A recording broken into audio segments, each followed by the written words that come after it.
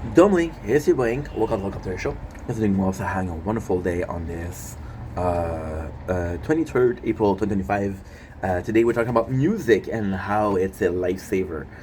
First of all, I'm going to be weird during this video. We're not doing well mentally. We're going through shit, but it's okay.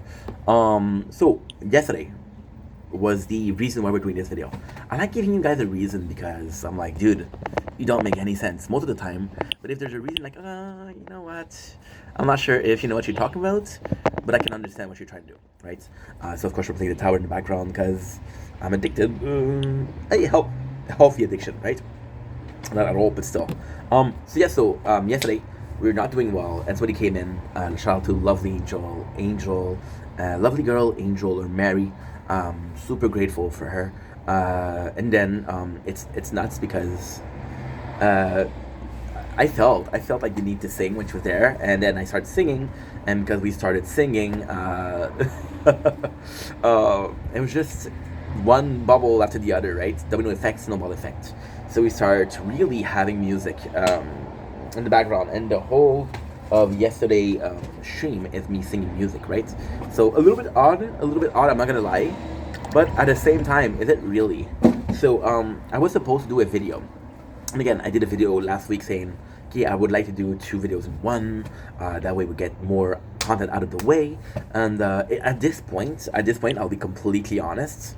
It's I have so many ideas for content that it's not about running out of ID. It's more so about, okay, well, we have so many ideas. How do I make them work together? Because otherwise, I end up overwhelmed, and then I forget the subject that I was going to talk about or the exact idea behind it.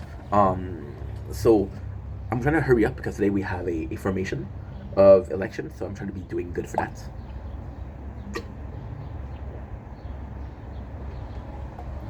Wait, this is my last video of right now.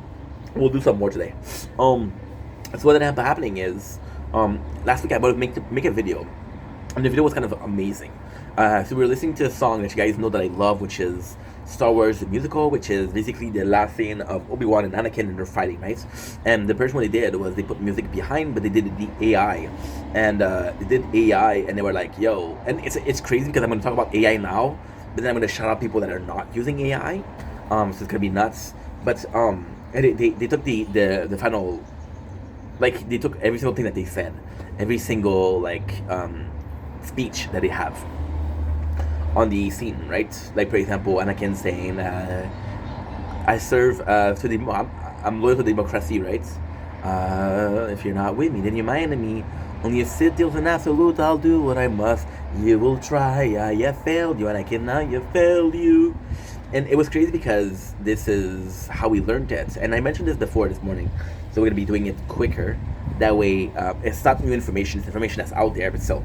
And it really bugged me, in a sense of it's nuts because I've always been told that you have an intelligence when it comes to learning language, right? And it's more so about listening to people, I guess, and their accent and shit like that, right? So with this, I was able to learn the text of the two actors, which is Aiden and Chris. No, I was gonna say Chris Evans. Doesn't matter, guys. I have to go. I don't want to be late, so I'm not trying to rush either. Fuck. So basically, I learned the text. I was like, yo, I was able to learn the text. And the thing is, I watched these movies multiple times. So I was supposed to turn. I would have been supposed to learn this the easy way, but no, I did it through music, right? And just how thankful we are to music in itself. Because yesterday we were not doing well, and I thought about this a lot, but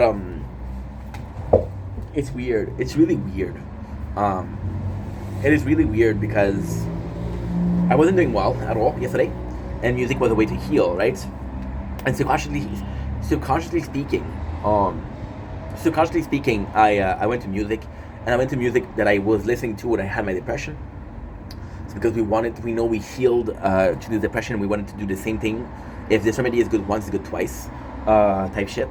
And we just did the same thing over and over again, and then it was kind of nice because it was nice in a sense of, I don't know. It was nice in a sense of it's music that I know, something that's helpful. But the question is, why did you go to this music in particular? And for example, right? You're gonna be listening to a playlist, and your playlist has 200 songs, right? And 100 of those are gonna be songs that you love. 50 years old are gonna be songs that are currently popular, right? But some of those songs are gonna be songs that you used when you were depressed.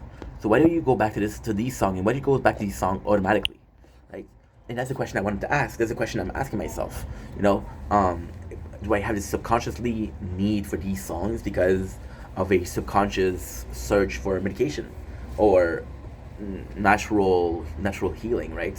And it's nuts because when you start thinking that, okay, well, this is gonna help me, this is gonna quote unquote heal me, right? Well, your body is able to say, well, you need help. For example, we talk about this in depression this morning because I'm going through a little bit of an episode, right? And I'm going through an episode in the sense that, you know, we don't feel good. We feel kind of depressed, and uh, your brain will shut down at ID because your brain job is wanting to survive. So, oh, you're not doing bad. Don't worry, you're doing good. You're doing so good, bro. I'm so proud of you. But it's bullshit. It's bullshit because deep down you're not doing well, right? But it also come into term of, well, you're not doing well, but how can we fix this, right? For example, your brain will tell you, your brain will deny the existence of depression or other ailment.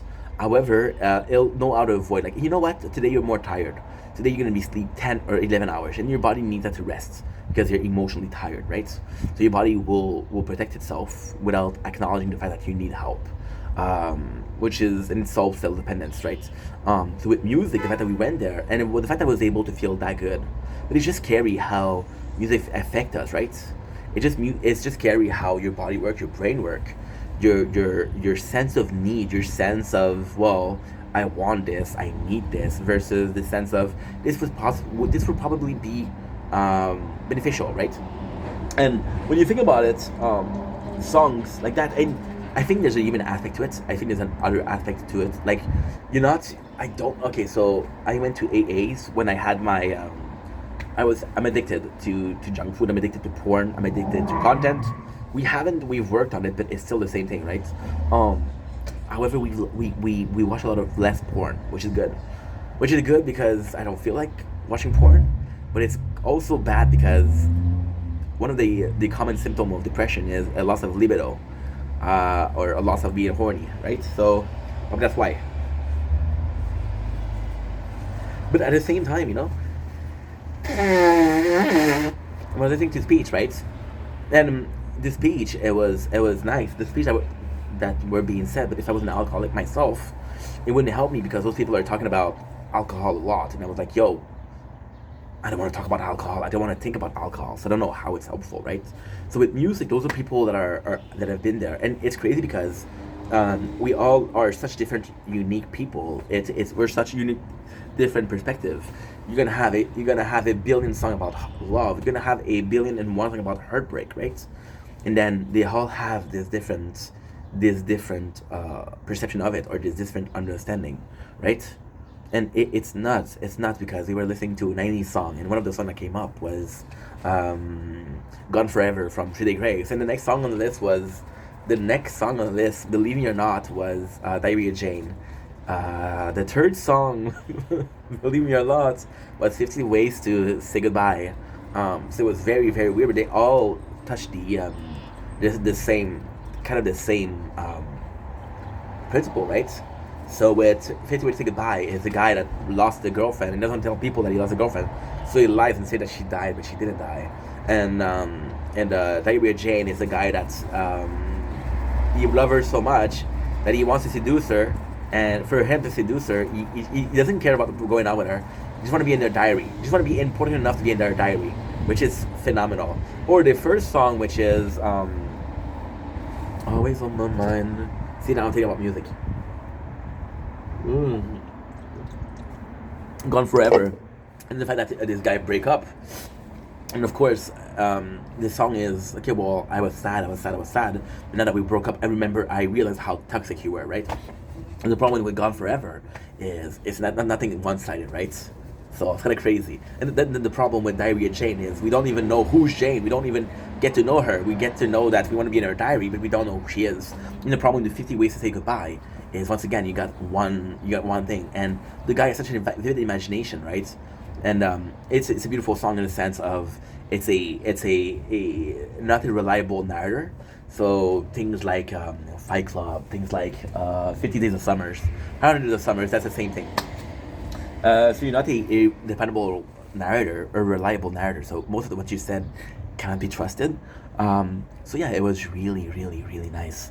In a lot of ways, where you know those were the same. Those were talk about a girlfriend or an ex-girlfriend and how we perceived it, right? So music in itself, and of course, the song that I was listening to yesterday was sad emo rap, right? And I don't even listen to rap, so I'm like, what the fuck am I listening to? But then yesterday, and for the first time ever, this is the very first time ever. Now, ultimately speaking, this is half a truth, half a lie. There is definitely instances of us feeling this emotion and having to go through a song. I'm not feeling good. I know that this song will help me, right?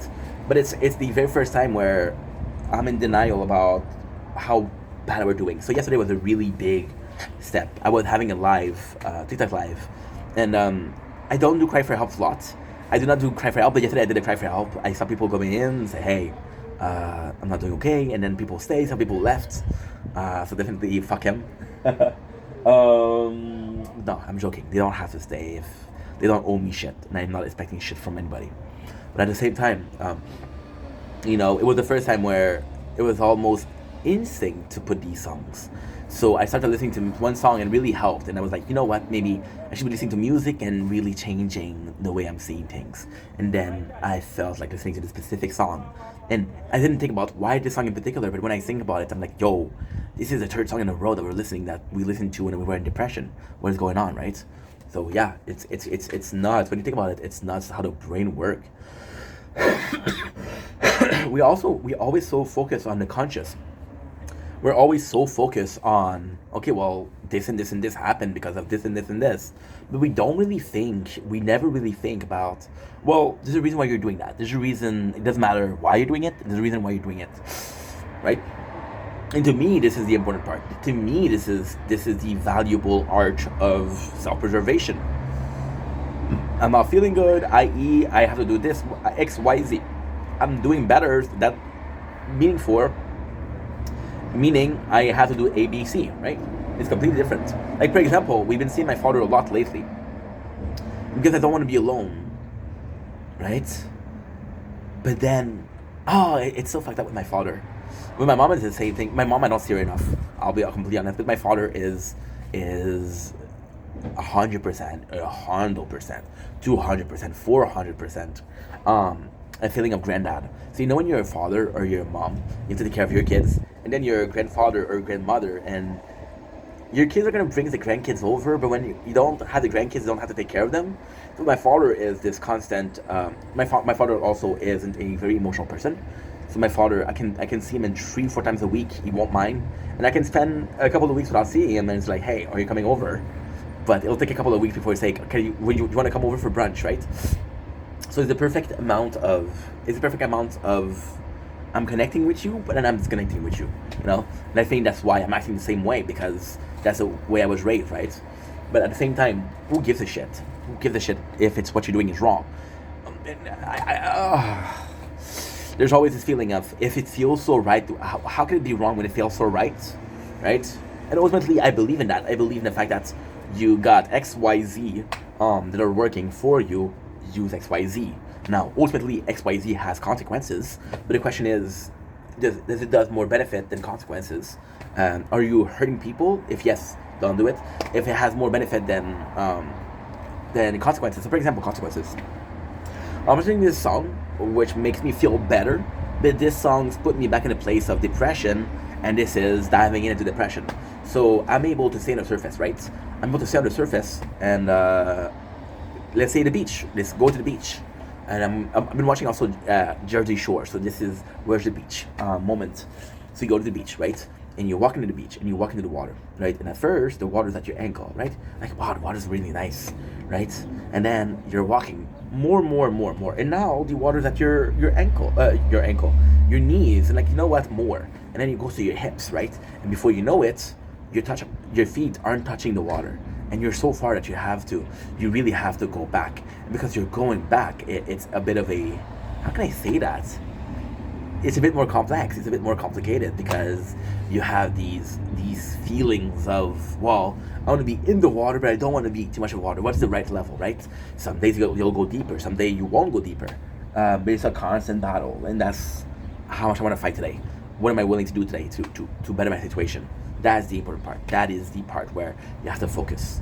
Anyway, love you guys. Take it easy. Peace.